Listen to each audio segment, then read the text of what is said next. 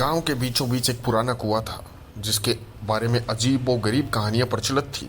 लोग कहते हैं कि वह कुआं पानी नहीं बल्कि इंसानी खोपड़ियों और हड्डियों से भरा हुआ था।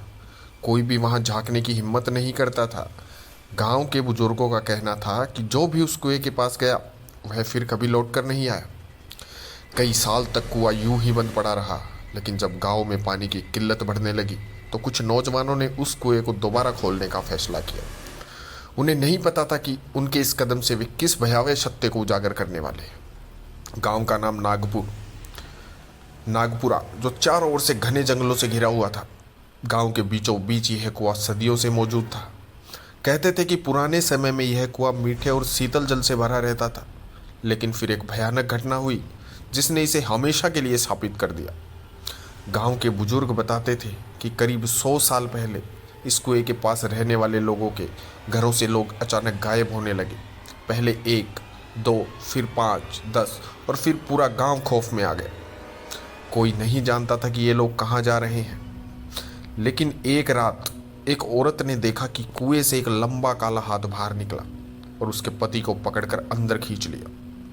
सुबह होते ही गांव वालों ने कुएं में झांका, लेकिन वहां कुछ नहीं था सिवाय एक तैरती हुई इंसानी खोपड़ी के। डर के मारे गांव वालों ने उस कुएं को पत्थरों से ढक दिया और वहां जाना बंद कर दिया। वर्षों बाद जब गांव में सूखा पड़ा और पानी के सारे स्रोत सूखने लगे तो गांव वालों ने पंचायत बुलाई। गांव के नौजवान लड़के रवि, सुरेश और मोहन ने प्रस्ताव रखा कि पुराने कुएं को दोबारा खोलना चाहिए, लेकिन बुजुर्गों ने इसका विरोध किया।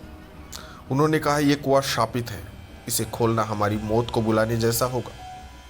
लेकिन पानी के बिना गुजारा मुश्किल था। गांव वालों ने भारी मन से कुएं को खोलने की अनुमति दे दी। रवि, सुरेश और मोहन अपने कुछ दोस्तों के साथ कुएं की सफाई करने पहुंचे। जैसे ही उन्होंने पत्थरों को हटाया, एक अजीब सी बदबू बाहर आई, मानो अंदर कुछ सड़ रहा हो। उन्होंने हिम्मत जुटाकर कुएं के अंदर झांका। जो उन्होंने देखा उससे उनकी रूह कांप उठी। कुएं की दीवारों पर गहरे लाल निशान थे, जैसे किसी ने अपने नाखूने से खुरच खुरच कर बाहर निकालने की कोशिश की हो। और वहाँ पानी की एक भी बूंद नहीं थी, बल्कि कुएं के तल में सैकड़ों इंसानी खोपड़ियाँ और हड्डियाँ बिखरी पड़ी थी। कुएं को खोलने के बाद गांव में एक अजीब सी बेचैनी छा गई। उसी रात रवि के घर में अजीब घटनाएं होने लगी। रात के 12 बजे रवि की माँ को लगा कि किसी ने दरवाज़ा खटखटाया।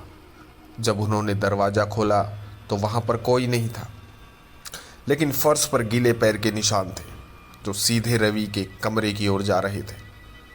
रवि गहरी नींद में था। अचानक उसे लगा कि कोई उसके बालों में उंगलियां फेर रहा है। उसकी आंखें खुली, लेकिन कमरे में कोई नहीं था। उसने इधर उधर देखा, लेकिन कुछ भी उसको ऐसा मानने नहीं लगा। जैसे ही उसने करवट ली, उसे महसूस हुआ कि कोई उसके पलंग के नीचे मौजूद है। धड़कते दिल से रवि ने नीचे झांका और उसकी चीख निकल गई। वहाँ एक कंकाल पड़ा था, जिसकी खाली आंखों से एक अजीब सी चमक निकल रही थी। वह धीरे धीरे रवि की ओर बढ़ने लगा। रवि ने तुरंत अपनी माँ को आवाज़ लगाई, लेकिन जब तक वे कमरे में पहुंची, कंकाल गायब हो चुका था। अगली सुबह सुरेश कुएं के पास गया और कुएं के अंदर झांकने लगा। उसने रवि को अपनी रात की घटना बताई, लेकिन मोहन ने इसे महज भ्रम ही समझा। डर मत भाई, यह सब तुम्हारे दिमाग का वहम है, मोहन ने हंसते हुए बोला। लेकिन उसी रात जब सुरेश अपने घर में सो रहा था, उसे लगा कि किसी ने उसके पैरों को पकड़ लिया है।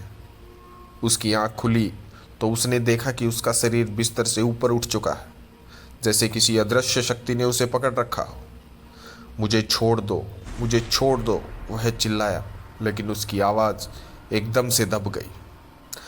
अगली सुबह गांव वालों ने देखा कि सुरेश कुएं के पास मृत पड़ा था। उसकी आंखें बाहर निकली हुई थी और उसका चेहरा भय से सख्त पड़ चुका था। अब गांव में हड़कंप मच गया। अब सभी को यकीन हो गया कि यह कुआं वास्तव में शापित था। गांव के सबसे बुजुर्ग व्यक्ति बाबा ठाकुरदास ने सभी को इकट्ठा किया और कहा, इस कुएं की कहानी बहुत पुरानी है। वर्षों पहले यह गांव एक क्रूर तांत्रिक काल भैरव के कब्जे में था। उसने कई मासूमों की बलि दी और उनकी लाशों को इसी कुएं में फेंक दिया। लेकिन एक दिन गांव वालों ने उसे मारकर इसी कुएं में डाल दिया। मरने से पहले उसने श्राप दिया कि जो भी इस कुएं को छेड़ेगा वह मौत के अंधेरे में समा जाएगा। गांव वालों को समझ में आ गया कि उन्होंने बहुत बड़ी भूल कर दी। उन्होंने कुएं को फिर से बंद करने का फैसला किया, लेकिन अब बहुत देर हो चुकी थी। मोहन भी धीरे धीरे अजीब हरकतें करने लगा था। एक रात वह अचानक कुएं की ओर चल पड़ा, जैसे कोई अदृश्य शक्ति उसे बुला रही हो। रवि और गांव वालों ने उसे रोकने की कोशिश की, लेकिन मोहन ने अचानक अपनी आंखें खोली और उसकी आंखें खून से लाल हो चुकी थी। तुम लोग नहीं समझोगे, अब बहुत देर हो चुकी है। और वह यह सब कहकर कुएं में कूद गया। एक जोरदार चीख गूंजी और कुएं से धुएं का एक भयानक गुब्बारा निकला। फिर अचानक सब कुछ शांत हो गया। गांव वालों ने तुरंत कुएं को पत्थरों से बंद कर दिया और वहां एक मंदिर बना दिया। कई साल बीत गए और गांव में सब कुछ सामान्य हो गया।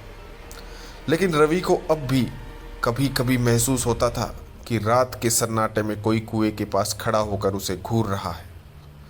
क्या वह श्राप सचमुच खत्म हो गया था, या फिर किसी और के कुएं को खोलने का वह इंतजार कर रहा था?